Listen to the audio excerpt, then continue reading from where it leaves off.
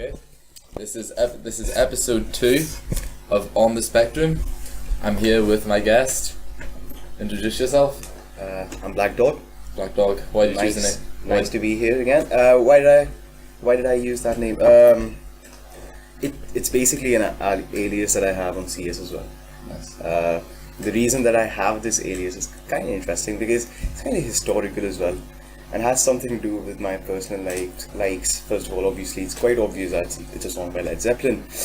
But apart from that, during the British era in India, there would be signboards outside places. Black dogs and Indians not allowed. Oh my god. So Jesus. because in CS, like, it's a first-person shooter game. Yes. And there was a massive fucking revolt against this as well, of course. Like 1857 was the first revolt, but that's somewhere from somewhere that I've taken it. So Black Dog. Did you just see like signs just around the street? Is this kind of a historical thing that your parents told you about, or have you seen this yourself? It's so historically ingrained that there are movies as well about the struggle under the British era, and they've documented this in those movies as well. There are documentaries, there are books, textbooks that there are in schools as well. So there are various sources for various people to sort of understand what happened during that era. Black dogs in India. That's funny. That's very funny. So yeah, we're here. The night is the 20th of April. It is currently 25 to 12. So I'm just from my flight and we are just in time. Black Dog, would you please spark the first joint for us? So yeah. What I've noticed this year, like 420 has been, I've actually gotten quite a lot of messages talking about it and being like, "Oh, have you smoked yet?" I've been really surprised. That's never happened before. I've got 2 messages. I've never gotten any messages on 420 about 420. It's so weird. It is. It's kind of turned into a national holiday, I guess. Yeah. But then again, you could also argue the fact that like you and I, before coming to uni, we have the grip that we are given, and we have to have this grip. We have very limited choices in who we spend our time with. But now coming to university, and you meet more fucking people who smoke weed, and then you look around and you realize, holy fuck, all of my friends smoke weed. But yeah, very good. I tell you something actually. I was getting some weed off a dealer, yeah, and this guy, I've known him since last year, and you, Kasparov, know him as well. He was the first person we smoked our first joint in Maple Bank with, and the interesting part is that I get some really good deals from him, and I recently was talking about the last time I spoke from him, and I was like, man, we should smoke up sometime.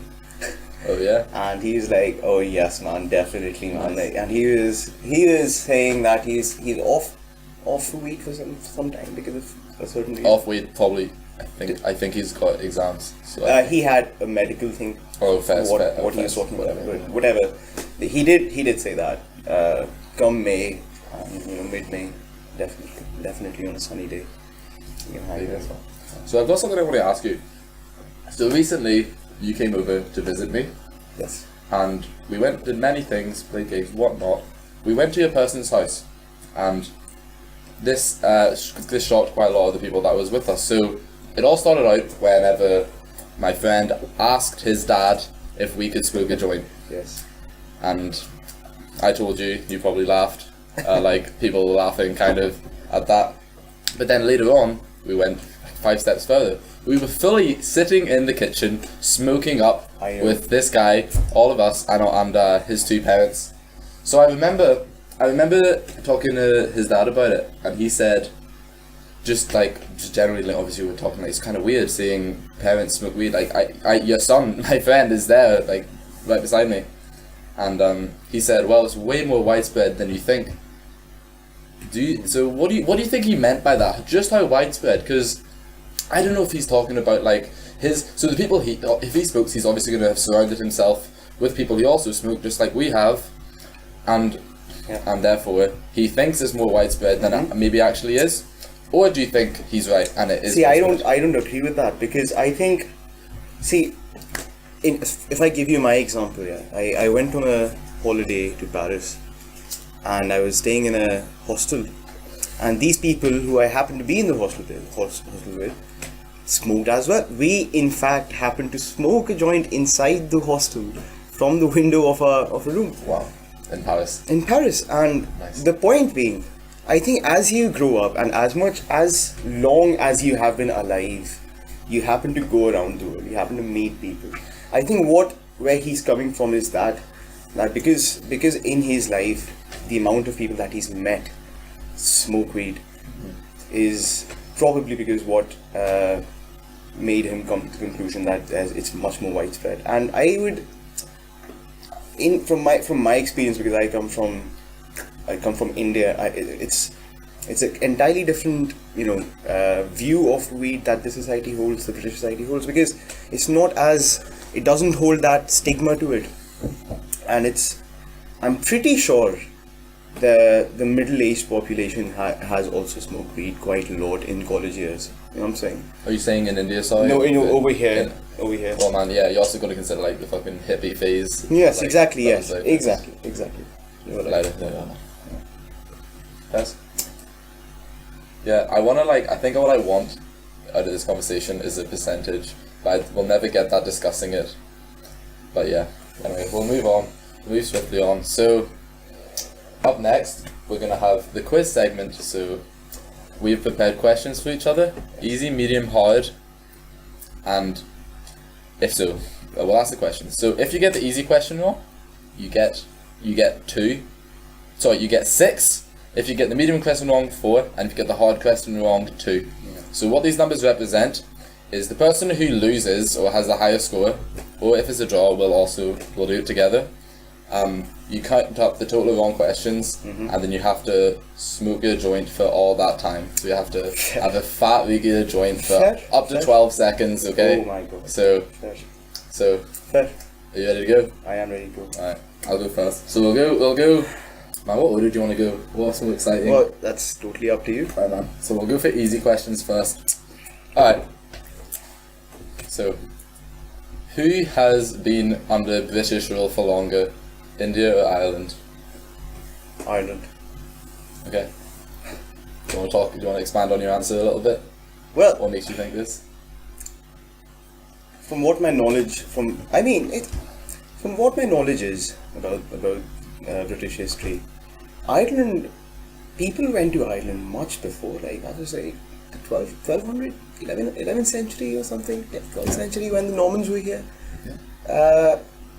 And I have actually something really interesting about that, because a friend of mine who's also an Irish, he was telling me about this piece of history in which the British were fighting a war against Scots. Yes. And the Irish were supposed to be on their side. They were on the same side, the English and the Irish. But on the day of the war, the Irish turned on the English because, from what my friend tells me, the Celtic or the Celtic culture, Celtic culture. He's from India, alright. I apologize. But yes, the Celtic culture was much more. The Irish and the Scottish society held on to those roots of the Celtic culture, but the Normans didn't. So that's something really interesting that I learned about. So yes. I forgot that you were friends with that guy. Well, not that I forgot you were friends, I just forgot that guy existed. So I thought you definitely know about this stuff. But yeah, so just answer this then. How long has India been under rule? 200 years. Yeah. So it's been 190 years, but it's been told as like, what is it? It's like the myth of 200 years, or like the something of 200 years. Anyway, so do you remember the first war, the famous war where the British got control for the first time? None of these are questions. I just want to know if you know, like. No, I do not have an accurate answer for that. I do know that they started their empire from the city of Calcutta or in Bengal, is where they started their empire from. So I looked up something that called I'm looking at my phone right now to remember this. Yes. The Battle of what? Battle of what? Okay, so there's a famous battle that ended it and made that was the turning point. Right. And I think autocorrects fucked it up because it's called the Battle of Plaster. Right. Do Do you not? But it's not. I don't think it's fucking plaster. Like it doesn't sound. Can I read that? Man, no. My other questions are here. I'll look it up. I'll look it up at some point. But fair enough, man. Good job. Actually, before I start forgetting about my questions, I'm gonna note them down somewhere. Don't note it on my nice notebook, you wee rat. I thought this meant more to you, man. I guess not. Fuck's sake, yeah, I'll use that. Thank you so much. Alright, man. Yes. Sweet. Well, ask away, man. Let's Right, see. so I'll start with my first question. It's the easiest question. Okay. Initial release of CS. Okay. I actually was considering asking you this question, but I didn't look it up. So I'm kicking myself in the right now. Fuck, so which CSGO or CS? CS. Counter Strike. I think it's 2002. You're off by two years. Is it 2000? Yes. Really? Fuck's sake, well there's 2 for me. Alright. Right. Fuck's sake. Oh man, I'm kicking myself. Alright. My medium question. So I think what we've done to make these good is we've tailored the question to one thing that we know that the other person's interest is. Yeah. So who was the original drummer for the Beatles? Original drummer.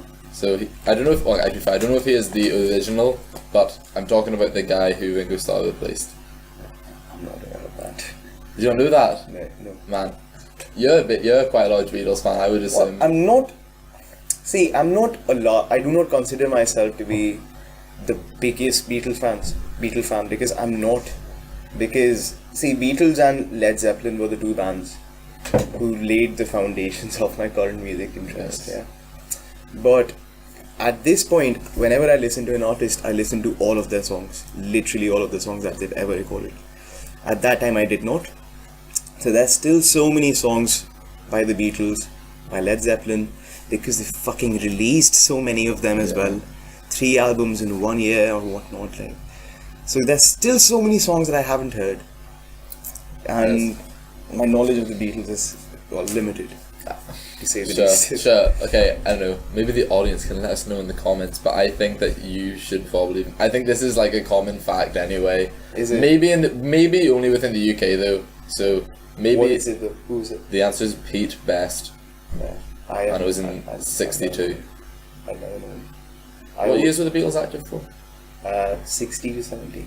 Okay, so 2 years into it. Yeah. Well, maybe that's not quite exactly. I what always it thought Ringo Starr was a founding member. Yeah. Well, that explains it. was. Okay, well, I apologize if that question was unfair, but Well, not really. you can It wasn't even. whip me up with medium. Right, so you're on 4, I'm on 2. No, I think we should just fucking both do it.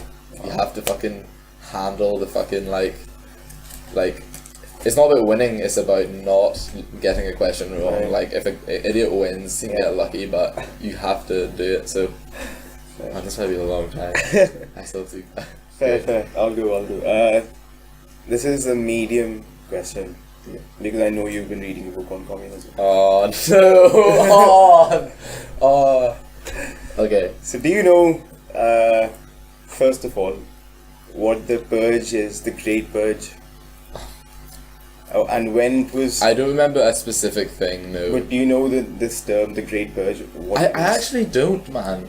Did I ever read like a fucking chapter and just not take anything in? Jesus.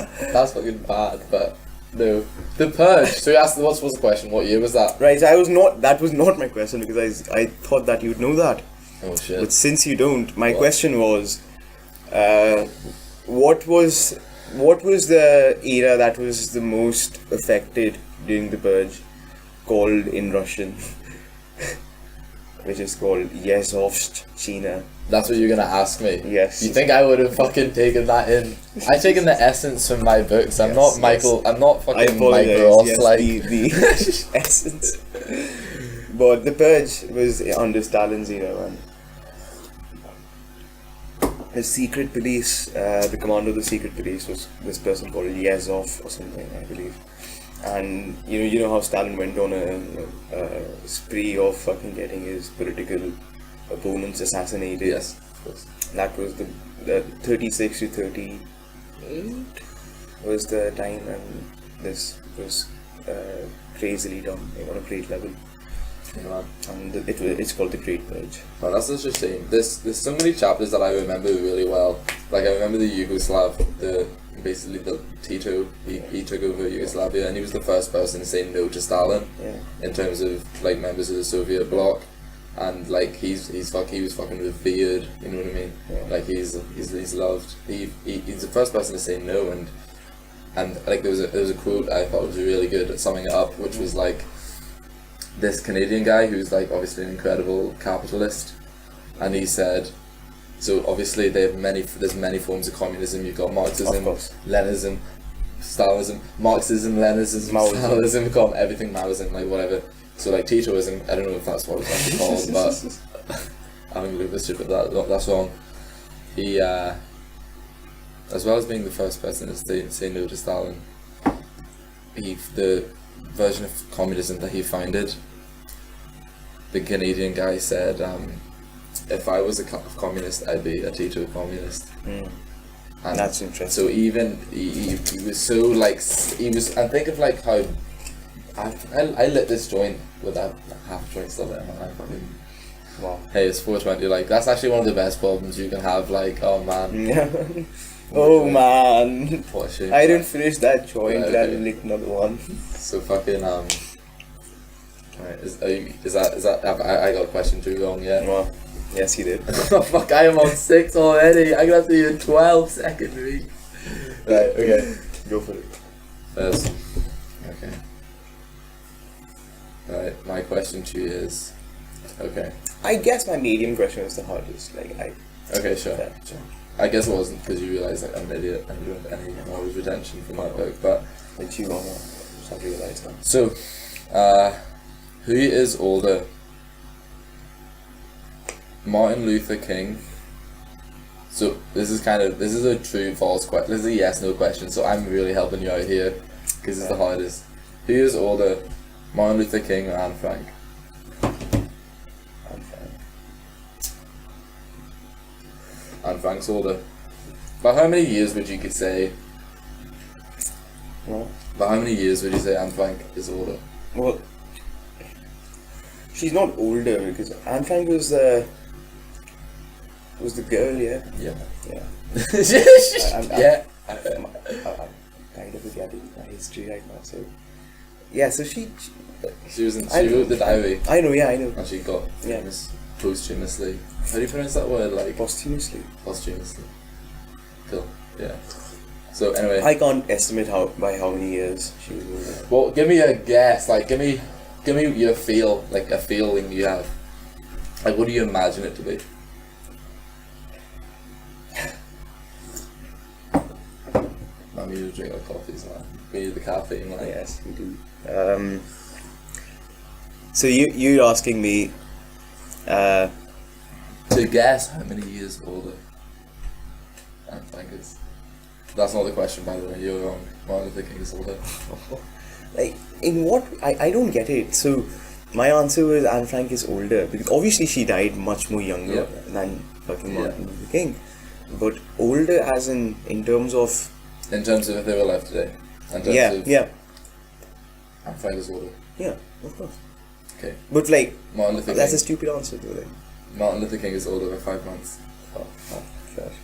Which is I actually really dodged a bullet that you don't watch that much of Vsauce. Yeah. Because that was a fucking Vsauce did an episode and he quoted that and I was like, what the fuck? It's because you just consider, when you think of Anne Frank, you think of fucking like black and white footage, Yeah, like yeah. fucking war, like Yeah.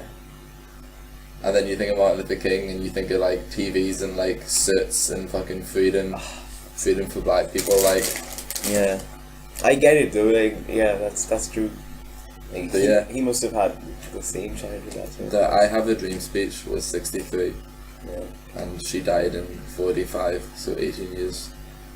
Right, I got that mental maths right. Quick maths. Alright, so you're on 8, you have to take a week for 8 seconds. So this is going to decide if I'm doing it for 12 or 6. Right. You ready? Yep. How many chords are there in Under the Influence? How many chords are there? And which chords are they, if you can? I definitely don't know what chords they are. Fair. So in the whole song, At least give the key. The key? And how many songs are there? how many songs? Sorry, how many chords are there?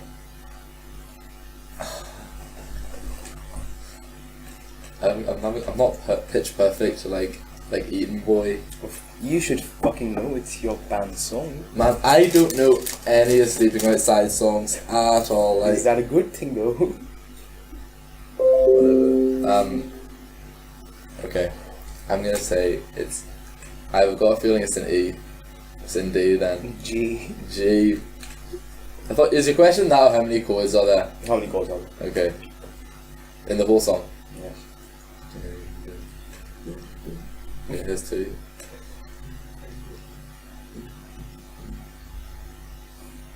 Is that including the No, not the. Yes, that they are included. I'm gonna say 7. Wrong.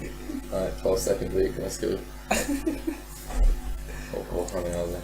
Well, so there's G, starts on G, C7, D7, and C9, C9, 2, 4, 5, C, F sharp, 7. Okay, right, C. okay. Whatever is my answer. Right, man, fuck you. Right, let's go. 12. So you're doing it for how many seconds? 8, is it? 8. Yeah, I'm doing mine for 12. Alright, so get your joint.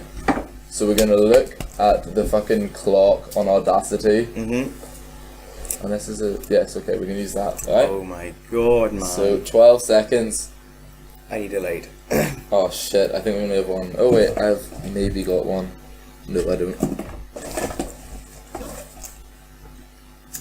Oh wait, Perfect. man, that was a lucky find. Alright, we'll go on the 30-second mark, so... But yeah, man. Happy 420, man. There's only a few minutes left. It's 56 past. Yes. 25 seconds. Yes, man. Huh? Good.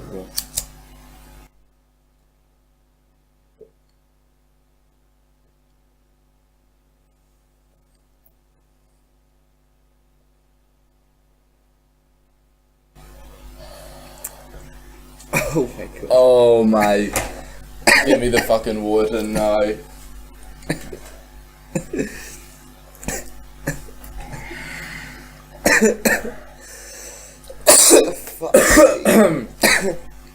Fucking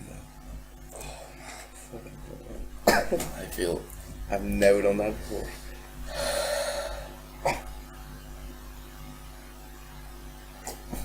Alright, man. So I'm gonna give a quick shout out. So these guys are gonna be on the podcast in June. I'm extremely excited for this episode. I think it's gonna be like a 3-hour special. It's with two very special people. Special is a very carefully chosen word. And so you know the coffee we're drinking. Yes. We got a nice. That's not like instant coffee or anything. That's an AeroPress. The only thing is, it's like Sainsbury's coffee. I know I need to get the good shit, but an AeroPress is like a really cool way to make coffee. Yep. And I love it. So I'm excited for these guys going. Who are you talking about? Who's gonna go? You don't know who you're talking about? Nope. Think of who got me the fucking AeroPress. Fair. Okay. So you met one of them. Yes. What did you think? Man. I mean, you didn't meet him. Well, yes. I think his beard's usually like way bigger. Is it? I think. I didn't know. I thought that. I didn't say that to him, but well, he's gonna hear it. He now. did. Like, I was quite impressed how much banter he has with you. Like, I was just so impressed, you know, when you were on the road and he was passing by. I was like, what? You remember that? Oh yeah. We were fucking static waiting for a bus. All the bus just in the open. And then Big Dog comes up, like, just gives us all the fingers. So you guys have never met him. It must look so funny. It was really funny. And when we got to his cafe as well, he was quite nice, man. Yeah. So He makes I had coffee. just like a 10-second chat with him. Yes. He was asking us where you've been. Yes, man. Just a chat. It's gonna be funny. Yeah. You I'm guys glad they're coming, man. That'd be amazing. They Both come. of them are coming, man. coming on What? the podcast. Oh, when? Like in June. I wanted to do it in Easter, but we're gonna have to So wait. Like this is when you go home. What? This is when you go home and record with them? Yes. Well, whenever I go home after uni, whenever the fuck that's gonna be. Yeah. Sweet. Alright. So, we've got a bunch of topics prepared tonight. So, by the way, 30 seconds left of 420. Black Dog, do you want to choose a topic? Yes. You know, what I'm actually considering right now is playing this podcast, like speed it up, Yeah. because we're fucking talking so slow and we're so like there's like 1 second left of 420. I think it's the 25th. It's the 21st now. What the fuck was I saying? Speed it up. Yeah. Oh yeah. So I'm considering Yeah. I'm considering speeding it up, Yes. and I'll tell you at the end whether or not I do. Whether or not I do speed it up. Fair. So you'll know that. Oh, are we talking really slow here? Am I just imagining it because I'm high? Are you gonna talk about that right now? One detail. Yes. I don't think so. I guess that's how we usually talk. Slow as fuck. Oh, fucking clear as fuck. Yeah, man. By the way, not all of these are just gonna be like fucking people monging out like smoking weed. We are gonna do plenty of episodes sober. Yes. We're gonna do it on alcohol as well. Yes, And there's one night we might do it on ket, and I've only done ket twice, and it's quite fun. So I think it'll be interesting to see the results. Yeah. I think That'll be that one's interesting. gonna be a short one too. It'll be interesting to see. That's with our fucking yeah boy. Yes. Fair. So, how about meme culture? Because I have something really interesting about that to say. Okay, I think we should have Eaton Boy on the podcast when we talk about meme culture. But Fair. Well, we can choose another one. but yes, I definitely. I do like internet judge jury. Man, you can talk about that. You're gonna have to bring it to me though. I don't know about this. I know the concept, but explain to us what it is. It's basically so if someone alleges you of rape or assault or whatever, and it's so sensationalized by the media that the general public sort of comes up with this opinion that they are actually guilty of it. They've not been proven guilty yet. You don't know the details about it, but you choose to jump on the bandwagon and get this guy a fucking public prosecution. Yep. What I mean? So I've had first-hand experience of this because it's quite a I think it's quite a big thing everywhere. You have Facebook and all these social media platforms, even back home, man. I'll give you a very wild example, yeah? A very extreme example. So Salman Khan is this Bollywood actor who's big, who's really famous, who has a distinguished career in fucking Bollywood. And there was this one night when he was alleged to be drunk and driving. Yeah. And he drove over the footpath on which some people were sleeping and they died. Oh shit. So it was very bad. That's a fucking huge deal. Yes. We've never had anything like that extreme in the UK. Yeah. That's a crazy example. Yeah. Okay. And you have to know this for context as well. Cases in India go for ages. We're talking years here. Years, man. Right? Is it still brought up? Well, this case is done now, I think. But it's still. Was it still like associated with the guy? Yes. Yes. Okay. It's fairly recent. This case that happened, like in which there was this hearing, and the actor's lawyers came up with this argument that he was not driving, his driver was. Some shit. And he was not convicted of that. Right? And he was proven not guilty. Yes. But people did not buy that. They were completely on the bandwagon that this motherfucker killed so many people. Which he probably did. You know what I'm saying? Yeah. But I do not know. Yes. I do not know for certain. I was not there when that happened in front of me. Yeah. So I will never be 100% sure of what I'm talking about. Yeah. But apply this case to any social issue going on now. It's people believing shit on internet and drawing conclusions from that. It's like people are fooling themselves without knowing it. It's amazing to see. That's one thing that really triggers me. Like, do you think there's a solution? Surely this is just a natural. What I'm saying is, I don't think it's something that can ever go away. I think as long as you have communication, yes, I mean, this is gonna happen, because people don't like think about things. Sometimes they think about other things. People might think like constantly mind is on their kids, constantly mind is on their job, constantly mind like. Yeah. So you don't have time to do any research. Yeah, I know. But you're talking with friends. These things get brought up, and you gotta just go with the flow. Like if you don't do it. Yeah, I agree with that. Like, when someone talks about something and like to you, and you have no previous knowledge about it, you'd be more likely to form your opinion on that, which is correct. But I think people have stopped questioning themselves in terms of how they think in many ways, because there's this idea that this is the internet age and you have all the answers everywhere. You know what I'm saying? Mm-hmm. So people have stopped questioning, since they've stopped questioning the information that they get, and they've stopped questioning their opinions about it as well. Because of which you get a very, tunnel vision. Yeah. And you're not able to look at different perspectives of looking at one thing, which is what I'm really, what I really mean is behind this whole culture of being a desk judge, Yeah.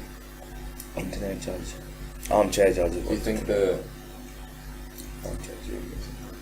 yeah fucking Crofts boy? Huh? Crofts. Do you know who I'm talking about? Not really. Okay, whatever. Man, honestly, I don't have that much to say about the topic. Unless you have a question to ask me, I'm actually finding it quite hard to engage with this, because I've had no time to think about it. Yeah. And I will be thinking about this, just while I'm working and shit. Mm-hmm. So, if you have a question, would you have anything, would you add? Well, I think that leads into a topic as well. Can opinions be wrong that we have? Okay. So what is your view about that? Okay, my view is best presented in a simple argument. Okay. So who's the England manager? Gareth Southgate. Okay. So Gareth Southgate's picking in the squad to go to the World Cup. Yeah. And he picks all these players, and this definitely helps. This is definitely relevant to this, because this happens. Like, this definitely happens. What I'm about to describe. So the manager's picking a squad, and then everyone says, "Oh, so what is he doing? Like, this is a terrible squad. Like, they're never gonna win. Like, and then people fucking go mad on social media and like shit like that." But the point is, even if Gareth Southgate chose a bunch of shit players, well, not necessarily, just chose different players to like maybe the best, and everyone said, okay, they're not going to win. And then Gareth Southgate goes and wins the World Cup easily. And then all those people who were so adamant that he was wrong, they are totally wrong. Yes. So I guess the opinion sounds pretty wrong to me, is what I'm trying to say. So I guess is it wrong? I guess what you're really asking is, can the fucking now for the fifth fucking time we've got the term right. By the way, it's armchair analysts, not jury or any shit that we've been on about. So yes, what you're really asking is, do armchair analysts know more than the manager himself? Yes. Which is perfectly correct in my opinion, that question, because obviously they don't. Like, from yes, you can get an idea from statistics about how good a player is. You know, what his pass percentage, how many dribbles does he make in a game, goals, assists, whatnot. But what you can never really analyze, because you probably never really put so much time into it, is whether he'll fit into the system this manager wants to put into the team. And therefore, I completely agree with you, because these matters are not just fucking left for fucking cocktails and like drinking wine or whiskey and discussing which player you should add in your team. These questions are thought over weeks, over months, through games as well. So I agree with you. Well, fair enough. I definitely, so that's an opinion I've had, but I know X is probably listening, so I think X is probably listening to this and disagreeing, because he was arguing to me that when it comes to this question, can opinions be wrong? The answer is no, because the way you put it is there is no objective standard. Mm-hmm. So therefore nothing can be objectively good. See, I think there is an objective standard, which are facts. You know what I'm saying? Okay. If opinions are not based on facts, Yes. then that opinion is incorrect. Is how I put it. Oh, I see. Yeah. See, if I, for example, started saying that Indians are better warriors than fucking Britishers, then I'm obviously wrong. You know what I'm saying? Okay. Historically, if I go argue and fucking boast about how great Indian warriors were in the 16th, 17th century, then I'm fucking wrong because they weren't. People say that. But like, no, I'm giving an example, like a completely hypothetical example. See, that's an opinion. I'm not saying that anyone says that. I hope no one says that. So, therefore, opinions can be wrong. Okay. You can't just like, if you say that fucking no, Trump is the best president ever, or Trump's policies have been the best ever, or Trump is a very sympathetic person to minorities, then you're wrong. Yeah, what's your opinion on what Trump is doing? Well, I see, there's one thing that I find really interesting. Okay. Really interesting, I'm very fascinated about it, is how people call him stupid. Yeah. And how people have bought into that.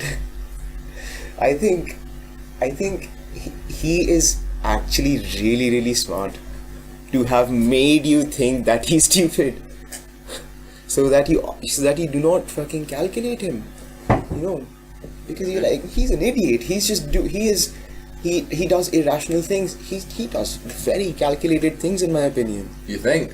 Man. Wow, I've never thought about this in this way. Man. He did not become the president of the United States by beating someone who's been in the White House as First Lady, who has been the Foreign Secretary, who has held so many different positions in politics. He is nothing in politics. He is no one. He was a Democrat at first. Did you know that? No. He was a Democrat at first. Wow. And then he shifted to Republicans because he realized that people buy into this crap. Wow. This supporter base.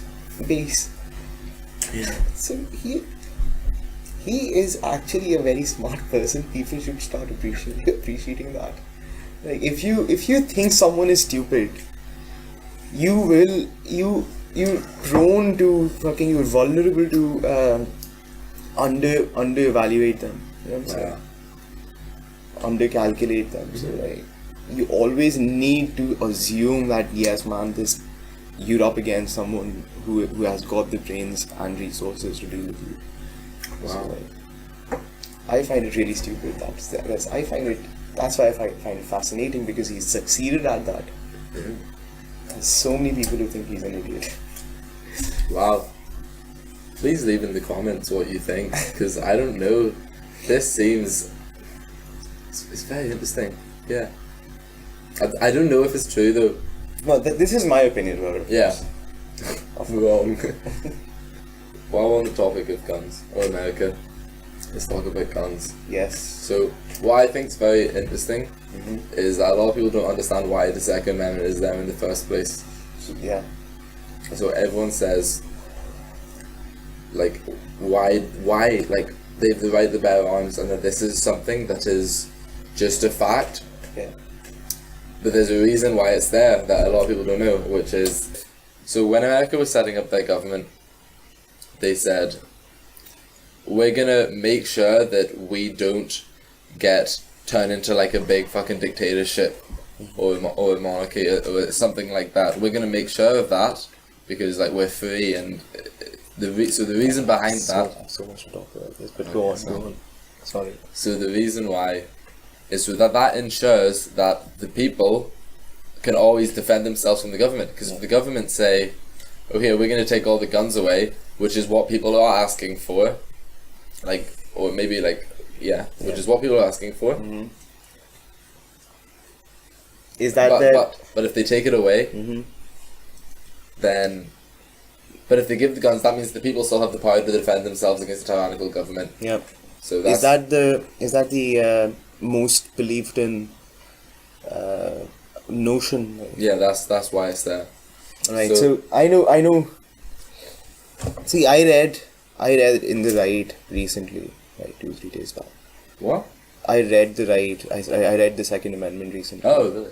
Yes. And it said for the protection and the security of the nation state. So at that, so man, there is a massive American history behind this. I'll start with the guns first, because that's what we started from, and build on that. Today in the United States, there are 300 million weapons. 300 million weapons. Almost enough for every person in the country. A child, teenager, man, woman, everyone. Old, elderly, everyone. And from 1968 till 2011, 1.4 million people died because of gun violence. That number is more than the number of Americans who've died in wars since their independence, which was 76. That number stands at 1.2 million. Yes. Oh my god. These are real stats, man. Can you imagine this, man? It's from 1968. So, and how much do they, and the average of people who died from terrorism from 2001 or something was like 500 or something, I believe. And the average of people dying from gun violence was 11,000 or something. Yeah. And the amount of money that they spend on their budget on wars and to counter terrorism is like in trillions. So connecting that right and why they have it is what you spoke about. I always thought that they had that right because so when the first colony went to America, which was Massachusetts Bay Colony, and it was established by this person called John Winthrop. And on his journey with these Puritans, who were the people who were going to colonize, he gave a sermon in which he said, "This land is contracted to us by God, and it's the newfound land and city upon a hill, and it's our duty to create a society for the world to emulate." So this sermon basically lies the foundation of the American sort of identity, which is that we are the best society in this world, and it grew on that society so much, man. It's mad when you read about it. That one idea has been everywhere in every president's speeches, and fucking this idea was so sacred to them that when they went there, because there were Native Americans on that continent, they were seen as barbaric and uncivilized, and they were the civilization, and they will take the civilization to them as their duty. So that's how the US went westward, you know what I'm saying, after independence. And it's this imaginary line that I read about this in this book. If anyone is interested, actually, it's called The American Foundation Myth, Reigning Terror and Raining Bombs. It's a book on the American war in Vietnam. It's really interesting. I suggest it to anyone. It's by William W. Cobb Jr. So it's really beautiful. Please do read it if you like. But he talked about this imaginary line, this frontier, which went westward, and after the continent ended, went further westward to Philippines, and after that and then they had the war, of course, that went to Japan.